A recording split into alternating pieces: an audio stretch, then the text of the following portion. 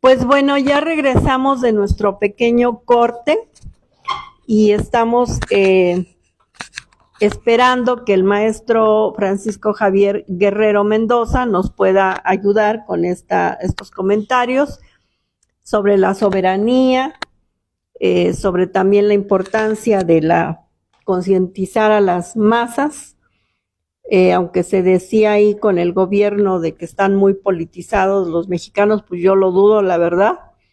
Pero pues a ver el que nos puede decir con su conocimiento y su experiencia. Por favor, maestro. Mira, al principio yo había hablado de la fuerza de Sansón, que se puede equiparar con la de Estados Unidos. Hay que tomar en cuenta, por ejemplo, que hace algunos años se decía, cuando le tomaban el pelo a una persona, se decía, lo engañaron como a un chino. El problema es que ahora no se puede engañar a nadie como a un chino, porque los chinos son la segunda potencia del mundo y efectivamente han avanzado de una manera, dentro del capitalismo, sí, han avanzado muchísimo y compiten enormemente con Estados Unidos. Decía aquel hombre que ahora está muy criticado, llamado Lenin, dirigente de la Revolución Rusa, decía, en política no basta tener la razón, sino que hay que contar con la fuerza. En ese sentido, la manera de enfrentar la política imperialista de alguien como Donald Trump o de sus rivales demócratas que también son imperialistas, habría que señalar que ello depende mucho, no del hecho de que, por ejemplo, nosotros los mexicanos estemos de pasivos recibiendo simplemente programas sociales que son cosas que vienen desde arriba, o sea, que son como dádivas. Como dice un refrán, no hay que repartir pescados, sino que hay que enseñar a la gente a pescar. Es decir, lo importante es que en México se organicen sindicatos grandes que sean realmente independientes. Por ejemplo, ya en Estados Unidos se organizó un frente mixteco-zapoteco dentro de Estados Unidos, que actualmente es un frente binacional, ya no es solamente mixteco-zapoteco, sino que reúne a mexicanos de todos los grupos, incluso centroamericanos también. Se necesita también, desde luego, no solamente formación de sindicatos, sino organizaciones gremiales, incluso hasta clubes deportivos. Me llama mucho la atención que en Estados Unidos hay muchos grupos de básquetbol, de muchachos de Oaxaca, aunque son chaparritos, generalmente basquetbolistas en una categoría alta, ¿no? Y además son muy buenos jugadores de básquet, ¿no? Un gran grupo de académicos, por ejemplo, en Chicago, Illinois, hay un gran grupo de mexicanos académicos, profesionistas, que están generando un gran conjunto de estudios a favor de los migrantes y a favor de la democracia interna de los Estados Unidos.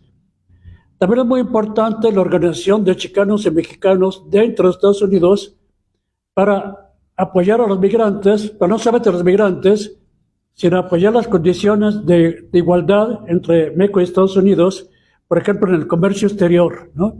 O sea, porque el 80% de nuestro comercio exterior es con los Estados Unidos. Yo creo que México debe tener un gobierno que sea más diverso en su comercio, que se comercie con Francia, que se comercie con Holanda, que se comercie con Birmania, y no solamente con Estados Unidos.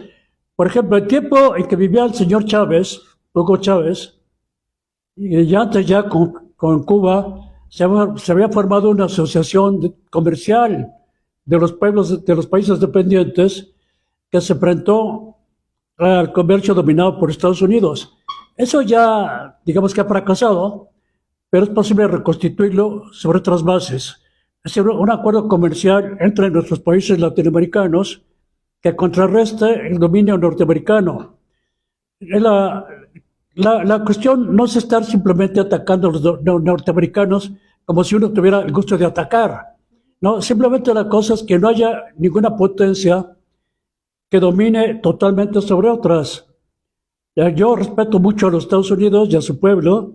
Lo que no es válido es que el Estado norteamericano pretenda siempre servirse con la cuchara grande y tener la mayor parte del pastel.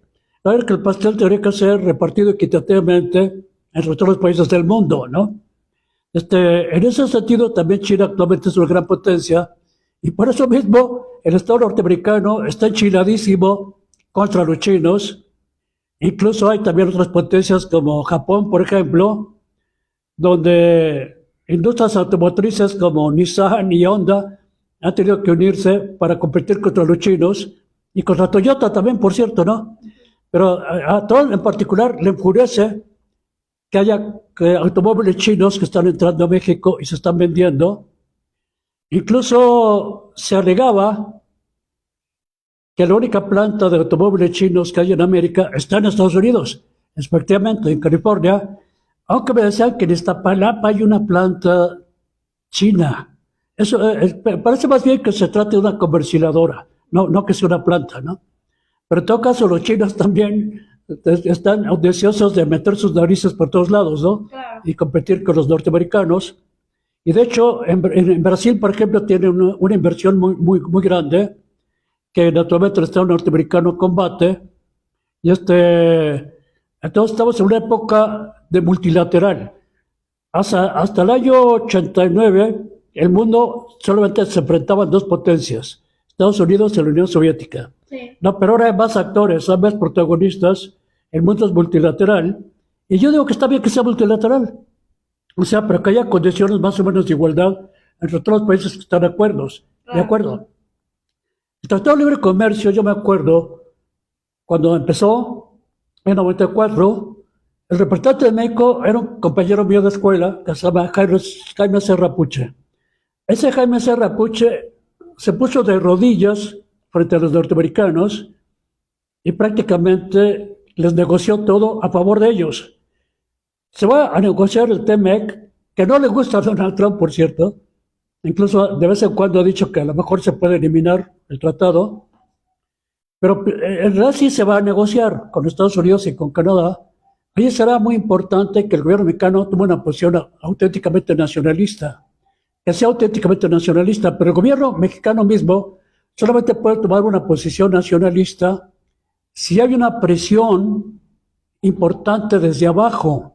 Claro. Y voy a poner un ejemplo. El general Lázaro Cárdenas siempre fue un empleado al servicio de dos matones, dictadores, Álvaro Obregón y Plutarco Elías Calles. Era realmente empleado de ellos, ¿no? Sin embargo, la presión de los campesinos de Michoacán, cuando Cárdenas fue gobernador, la presión de los campesinos que estaban muy bien organizados, puedo citar nombres de algunos de ellos, Isaac Arriaga, por ejemplo, esos campesinos lograron que Cárdenas se pusiera de parte de los campesinos. Entonces, cuando llegó la sucesión presidencial en el año 34, el dictador Calles pensaba, ¿a quién impongo? Bueno, pensó en su propio hijo, pensó en una especie de antropoide llamado Joaquín Amaro, que era de los que mandó matar a Pancho Villa, y de repente los campesinos le propusieron, no, el candidato debe ser Lázaro Cárdenas, porque ha tenido muy buen comportamiento con los campesinos de Michoacán. Bueno, pensó Calles, pues mi empleado, ¿no? Y efectivamente puso a Cárdenas en el año 34 como presidente, lo impuso a Calles. Pero en aquel momento hubieron muchas huelgas obreras, muchas tomas de tierras por los campesinos, o sea, como que estaba poniendo en marcha otra vez la revolución. Y entonces General Cárdenas da un viraje a la izquierda y se convierte en un gobernante progresista. La época mejor para los trabajadores mexicanos fue la época de Lázaro Cárdenas. No era un gobierno socialista ni comunista, como decían los de derecha. No era ni socialista ni comunista. Pero fue un gobierno que favoreció bastante a los obreros y a los campesinos con la reforma agraria. Aquí tendría que suceder lo mismo. Lamentablemente, en estos momentos, las fuerzas populares no están suficientemente organizadas y más bien están como esperando que papá gobierno les regale un montón de cosas, que programas jóvenes construyendo el futuro, sembrando vida, y todo eso, ¿no? La tarjeta de bienestar. Pero esas son dádivas por las cuales la propia gente no ha luchado. Claro. Vienen desde arriba. Lo mejor es cuando uno conquista por su propia lucha algo, ¿no? Ahorita estamos en rezago, estamos en ese sentido atrasados los mexicanos. Nuestro gobierno solamente puede responder con una política progresista si desde abajo lo estamos presionando y con perdón de palabra hasta jodiendo, ¿no? Por ejemplo, el núcleo que está en Chiapas, el núcleo zapatista, en este sentido es un núcleo importante porque ellos ejercen una presión, no es que precisamente por ejercer presión sobre el gobierno, actualmente lo están atacando. Hay un montón de grupos paramilitares que atacan constantemente a los pueblos zapatistas tratando de eliminar esta opción que hay en México, ¿no? Entonces esto resulta muy significativo. Me parece que cuando Claudia admite que haya Guardia Nacional en la frontera para que se cierre la frontera norte y también hay Guardia Nacional en la frontera sur para impedir que otros migrantes, allí no estamos favoreciendo a México, estamos favoreciendo los designios de Trump, ¿no? En ese sentido, creo que la presidenta debería entender que la política progresista que ella puede ejecutar es en función de los intereses reales del pueblo, como seguramente lo aprendió de su madre. Su madre estuvo en el Partido Comunista Mexicano, Annie Pardo, ¿no? Annie Pardo fue una militante muy importante y seguramente instruyó a Claudia, pero Claudia creo que en estos momentos está un poco doblando las manos frente a las presiones del gobierno norteamericano. La única manera de contrastar eso es la organización desde abajo, no que desde arriba nos estén regalando cosas o donando cosas, ¿no? Es lo que tenía que decir, ¿no? Pues sí, totalmente de acuerdo, Javier, porque el trabajo dignifica, entonces pues también el que uno se organice y trabaje y se concientice y eso pues es parte de una dignidad que tiene uno como ser humano. Y pues la otra vez, el lunes pasado, que hablamos también un poco sobre el tema de esta situación actual del gobierno de Estados Unidos y nosotros, México, le comentaba al compañero que estuvo acompañándonos que tengo un amigo que por ahí dice que su papá le decía que llena más un taco de dignidad que 5 de buche, algo así, ¿no? De alguna cosa de esas. Y yo creo que en esa ocasión lo comenté, todavía no lo subo a YouTube, pero ya lo verán ahí y lo comento ahora. Nosotros, los mexicanos, y yo creo que pues también los demás países, pero en este caso nosotros los mexicanos tendríamos que tener esa dignidad de no estar como queriendo quedarnos a fuerza en Estados Unidos, que nos echan y no. Ya lo comentó Javier, esa vez lo comenté yo también, somos parte de los pilares de la economía de Estados Unidos los que están trabajando allá. Y pues decir, bueno, me voy, que dijeran los migrantes, no voy a esperar a que me echen, me voy, eso sería digno. Y dejarles ahí su trabajo en su país y ahora sí que lo que ellos abusan, ¿no? Esos empleos paupérrimos con lo que ni los negros quieren hacer, ahí votado. Y seguramente con ese gesto de dignidad de venirse a México los mexicanos y a su país, los que son, no sé, de otros países, si tuvieran yo pensaría ese gesto de dignidad, pues seguramente Estados Unidos a lo mejor cambiaría la idea y diría, no, pues vénganse para acá y ofrecerían hasta mejores condiciones. ¿Por qué? Porque nos necesitan, bueno, no yo, ¿verdad? Pero necesitan a los mexicanos que trabajan allá para su economía, para su desarrollo. Y precisamente creo que la indignidad que tienen de estar allá agarrados de uñas y dientes, pues hasta los engrandece a ellos, ¿no? Que los persiguen, los maltratan, los discriminan, los violentan, bueno, es una cosa peor que si fueran, pues ya estamos como cuando los alemanes, ¿no? De Hitler, persiguiendo a los judíos, pues casi, ¿no? Una cosa de ese estilo. Y ¿qué pasa? Que también nosotros tendríamos que valorar aquí los que aplauden tanto esto de las remesas, que es también un pilar de la economía de México, las remesas, pues tampoco eso es digno, ¿no? De que se hayan tenido que ir los mexicanos, como los de otros países, a Estados Unidos buscando un sueldo, un salario mejor que aquí no podrían tener, y que obviamente no se tiene porque los gobiernos, en este caso nosotros, México, Se va no, hasta los ricos, se va Lucía Méndez, se va Isela Vega, se va Guillermo del Toro. no les proveemos, bueno, aquí el gobierno no es capaz, no tiene la capacidad, inclusive la 4T, porque aún en esta 4T hay gente mexicana que se quiere ir a Estados Unidos. Entonces ahí vemos y todo el comercio informal que hemos platicado y demás. Pues ¿por qué es? Porque aquí no hay ni empleo suficiente, ni salarios dignos realmente, ni vivienda, y como dice Javier, gente de dinero pues se va para allá porque aquí ni siquiera hay la seguridad para vivir tranquilos. Entonces, si los gobiernos no son capaces de dar a sus ciudadanos ese tipo de cosas, salud, educación, seguridad, en fin, todo esto, se les arroja para allá que vayan a trabajar y a ser maltratados, discriminados, y ahorita con los caprichos de este señor Donald Trump, pues a ser perseguidos y echados para acá como si fuera uno peor que leproso.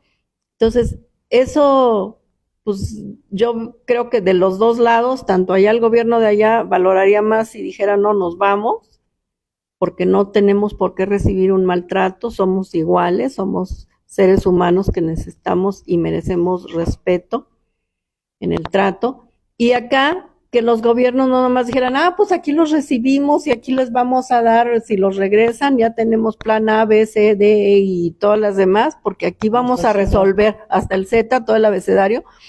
Pero, ¿por qué no mejor siempre tienes las condiciones adecuadas para tu gente, para que no se vayan a hacer carne de cañón en un país racista, en un país totalmente, pues, ¿qué será? Salvaje o no sé, enfermo mental, que anda persiguiendo por tono de piel o por nacionalidad a la gente, y que nos van a ver siempre con esa mirada de despotismo de arriba para abajo. Entonces, creo que ahí hay mucho que hacer, no solo para el gobierno, ¿verdad? Que no creo que sea maravilloso contar con las remesas para tener grandes oportunidades. Creo que las oportunidades deberían generarse aquí para que la gente pudiera avanzar y no tener que irse como migrantes, que inclusive algunos se van desplazados también por la violencia. Y sino que también la sociedad tenemos que entender que tenemos que entrar en una conciencia que aún no tenemos, de conocimiento, de asumirnos una clase trabajadora y no creer que somos gente rica, que somos gente inclusive extranjera, ¿no? Porque muchos también se sienten, no sé, con sangre azul o no sé de dónde.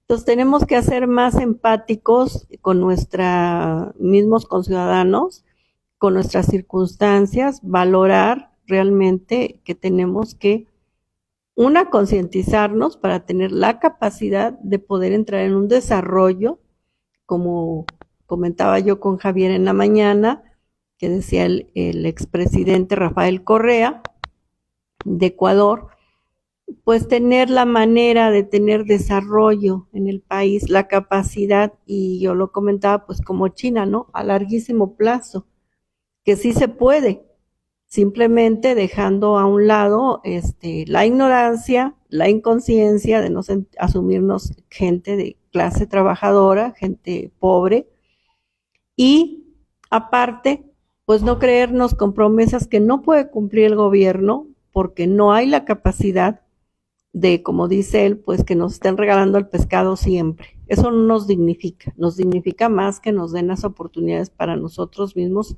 desarrollar que también lo decía Rafael Correa, desarrollar pues la tecnología, la invención y demás, que sí hay la capacidad, ¿no? Como en cualquier país, en el ser humano, pues hay quienes tienen grandes capacidades, grandes talentos, pero que no las puede uno desarrollar por falta de recursos económicos, de oportunidades y demás, y pues se la vive la gente luego yendo a trabajar para ver cómo sobrevivir con lo caro que está todo, y pues los que de plano no lo logran, o por la violencia, o por la falta de suficiente dinero para una vida digna, pues se tienen que ir a ser maltratados.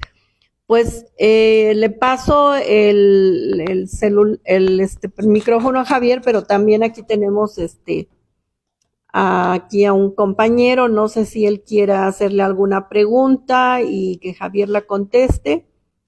¿Sí? Para que pregunte algo, ¿no?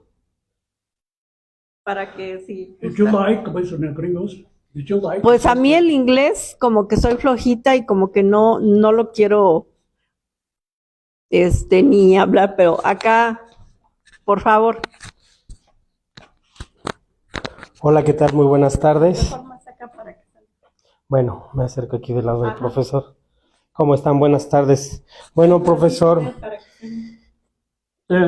¿cómo le haríamos para concientizar a la gente sobre todos estos temas y que realmente la gente esté informada sobre todo lo que hemos estado hablando en este momento? Bueno, Antonio Gramsci fue un famoso dirigente italiano que formó muchos consejos obreros allá en Italia. Él fue fundador del Partido Comunista Italiano. Los partidos comunistas actualmente ya ni existen y muchos partidos comunistas ya en la Unión Soviética y en China se convirtieron en partidos de dictadores, ya no representaron al pueblo. Pero un partido independiente de carácter comunista se le puede llamar también el cerebro colectivo de la clase obrera. O sea, que la clase obrera o los campesinos piensan a través de un partido de ellos. El partido sería el cerebro colectivo de la clase obrera. Es decir, el partido que organiza, que distribuye, que forma a sus cuadros, el partido que genera militancia, el partido que genera activistas. En México se necesitan auténticos partidos de izquierda que representan a los trabajadores y que los organizan en varios aspectos. Por ejemplo, un auténtico partido de izquierda trabaja directamente con los trabajadores. Por ejemplo, si un partido de izquierda trabajara en Iztapalapa, trabajarían conjuntamente con la población para conseguir el agua. O digamos, si hay mucha delincuencia en un lugar de Sinaloa, como Culiacán, ese partido procuraría precisamente organizar a los vecinos para lograr la defensa de la población civil frente a la delincuencia. Esos partidos no existen. El partido Morena generalmente es considerado un partido de izquierda. Yo lo considero un partido, pues, con ideas progresistas, donde hay gente valiosa, pero no es un partido realmente que esté al servicio de los trabajadores. No es un partido que organice a los trabajadores. Hay que tomar en cuenta, por ejemplo, que la compañera bióloga, una bióloga muy destacada, llamada Ani Pardo, es la madre de la señora presidenta, y yo me acuerdo muy bien de Ani Pardo, porque de hecho yo trabajé mucho con una compañera muy ligada a Ani Pardo, que era María Fernanda Campa, alias La Chate Campa, y trabajamos mucho con obreros y con campesinos, y estaba también Ani Pardo. Sí, Ani Pardo debería entender, pues, que la única manera de presionar desde abajo es con la capacidad de organización de los trabajadores, una auténtica organización, ¿no? Sería un poco largo, un poco extenso, hablar de cómo se organiza un partido realmente auténtico a favor de los trabajadores, que creo que ese tipo de partido no existe. En cuanto a los zapatistas no son un partido, son una organización importante, pero que también representa cabalmente a varias poblaciones indígenas de México, ¿no? Junto con el Consejo Nacional Indígena Y en ese sentido, son una organización desde abajo también muy progresista, pero actualmente tienen el problema de que están prácticamente atacados constantemente por paramilitares y otro tipo de grupos.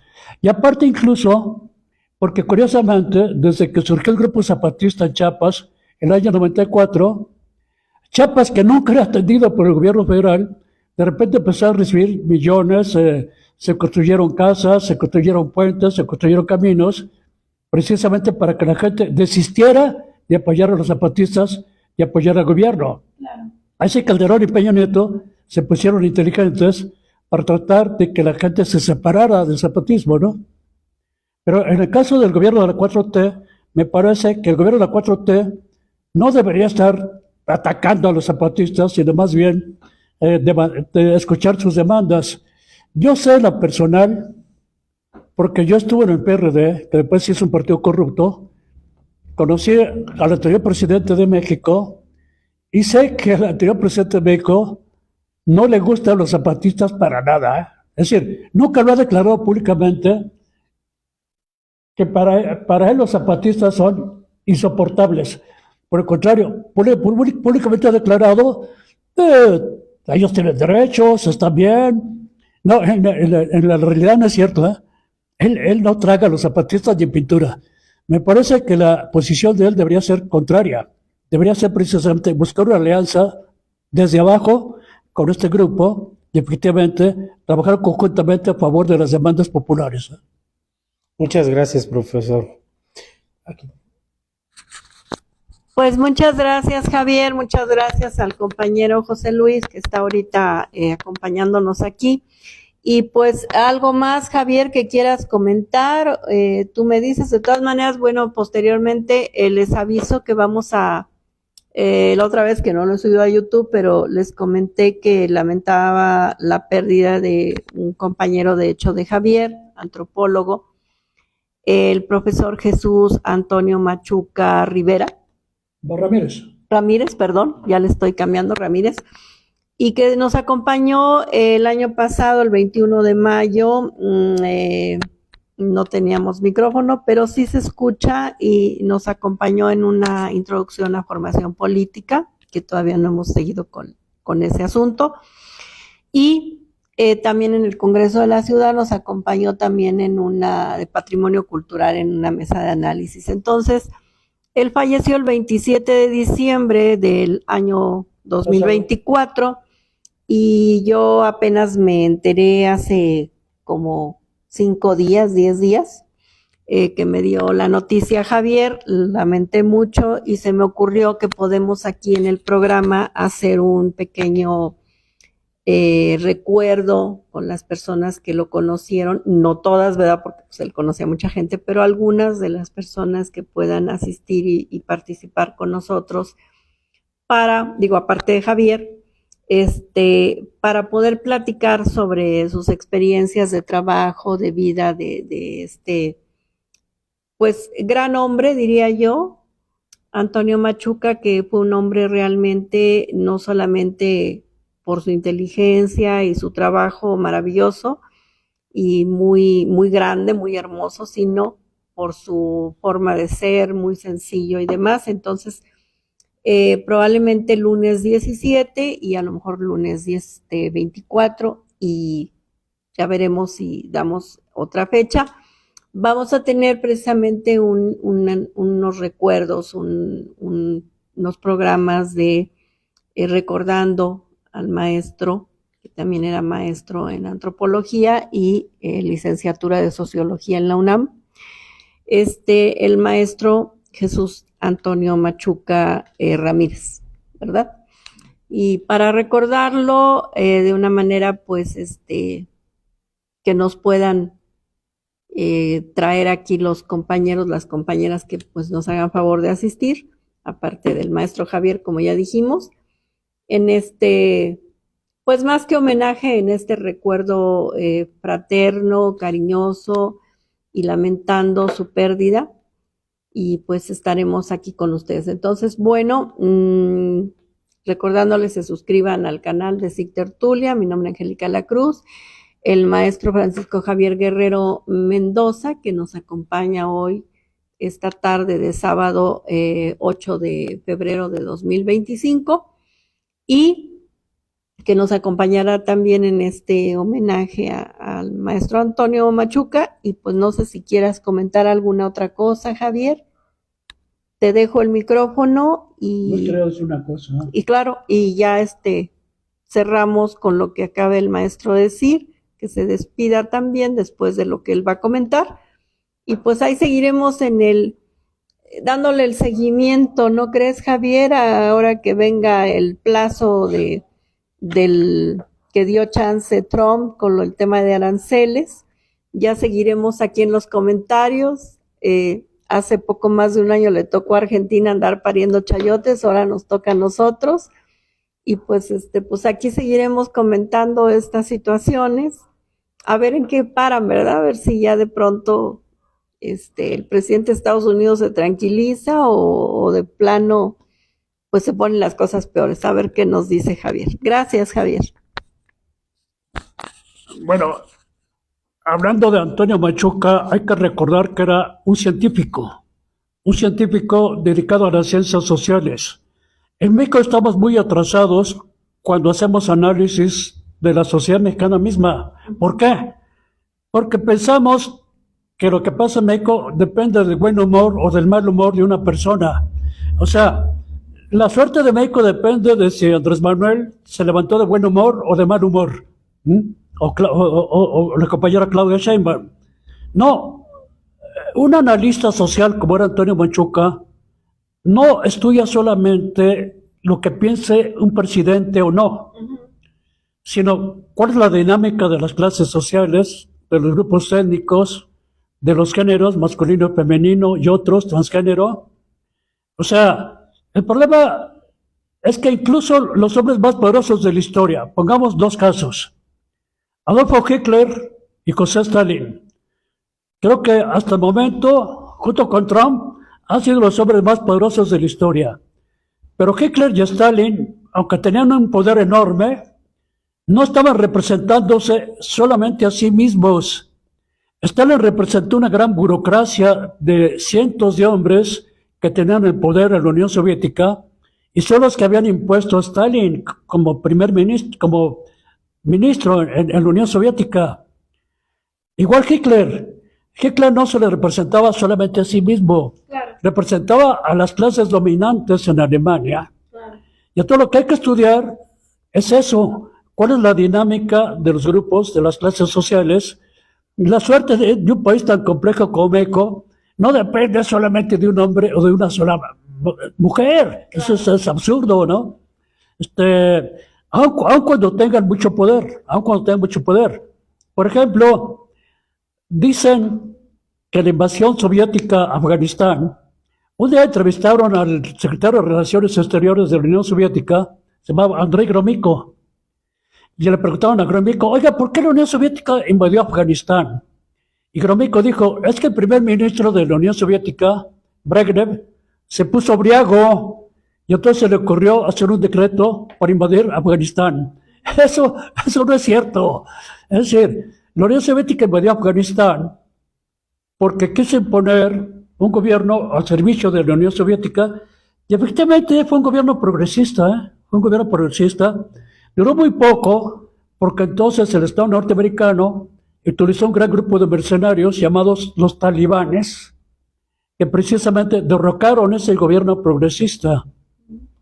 Además, acuérdense que incluso hubo una película, Un churro, con Sylvester Stallone, donde ponían a los talibanes como héroes de la libertad que pelean contra el comunismo, ¿no? Sí. Lo paradójico es que pasaron unos cuantos años y luego los talibanes atacaron las Torres Gemelas en Estados Unidos y entonces Estados Unidos se vio obligado a atacar a los talibanes, que eran sus empleados, claro. Y atacar a Osama Bin Laden, que era el jefe de los talibanes, ¿no? Sí. Para que se vean las paradojas de la historia, ¿no? Entonces me parece muy importante poner de relieve la importancia de las ciencias sociales. Sí. Y dejar de lado eso de que la suerte de México depende de un solo hombre o de una sola mujer, ¿no? Claro. Bien. Bueno, pues sí, totalmente de acuerdo. es también la voluntad de muchos estadounidenses, no solo el capricho de Trump, ¿no? Lo que Sí, se... Trump mismo representa a todas las clases popis de resultados ricos de Estados Exactamente, Unidos. incluyendo a Elon Musk, aunque Elon tenga, Musk, ¿no? se le critique de que pues es ignorante, que viene de pues empresas así de rico de allá de África, de diamantes, minas y demás. Bueno, aunque sean un poco entre gañanes y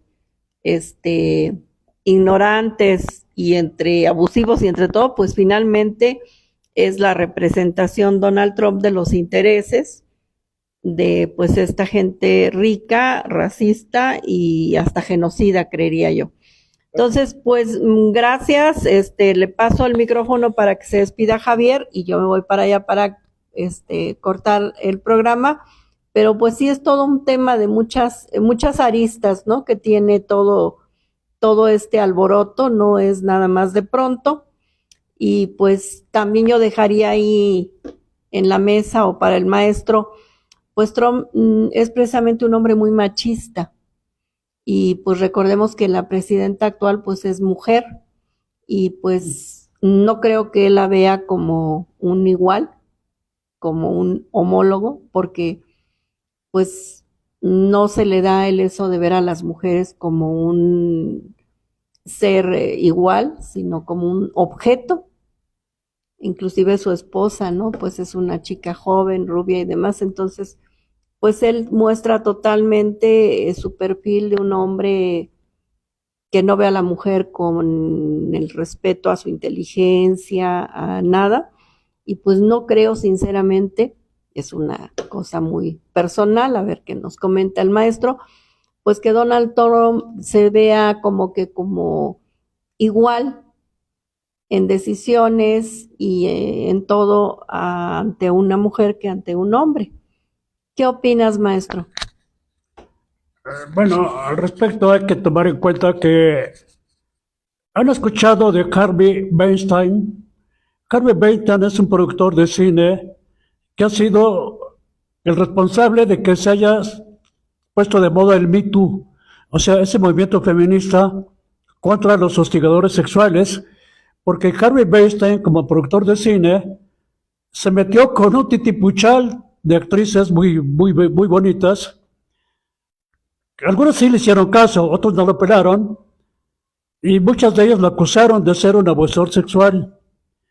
Pero además se puso de moda atacarlo, y creo que ahorita está en juicio, y creo que está en prisión incluso, no estoy muy seguro. Pero resulta que un tipo que estuvo atacando mucho a Harvey Weinstein fue Trump. ¿Por qué? Porque Harvey Weinstein financiaba en parte al Partido Demócrata. Okay. Pero uno se pregunta, bueno, pero si Trump es casi igual a Weinstein, porque Trump se ha metido con una bola de chavas y hasta con estatua de la libertad, yo creo, ¿no? Entonces, que no presuma de que él es muy casto, muy puro, y que, por favor, ¿no?